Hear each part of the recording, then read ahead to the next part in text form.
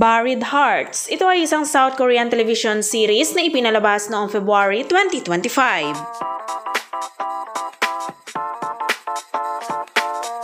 Ang Buried Hearts sa isang revenge drama na nakasentro sa isang napakalaking pondo sa politika at ang magkakaugnay na kapalaran ng dalawang lalaki. Upang mabuhay, isang lalaki ang nanghak sa isang political slush fund na nagkakahalaga ng 2 trillion won.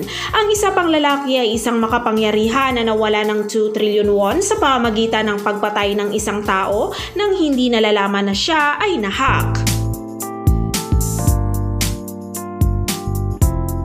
Si actor Park Young-sik ay gumanap bilang si Yo Dong-ju. Siya ay isang executive director at team leader ng Chairman's Office External Cooperation ng Disan Group. Kilala siya bilang Taong Disan, isang taong nabubuhay para sa mga interes ng Disan Group, ngunit itinatago niya ang kanyang masalimuot at damdaming ambisyon sa kaibuturan ng kanyang isipan. Ang sukdulang layunin niya ay ganap na ubusin ang Disan Group kapag may pagkakataon siya. Samantala, si actor Ho Jun-ho ay gumanap naman bilang Yum Jang-son. Siya ay isang profesor sa law school at dating director ng National Intelligence Service. Siya ang pinakamaimpluwensyang tao sa mundo ng politika sa South Korea. Ramdam niya ang tugatog ng kagalakan kapag hawak niya ang pera at kapangyarihan ayon sa gusto niya.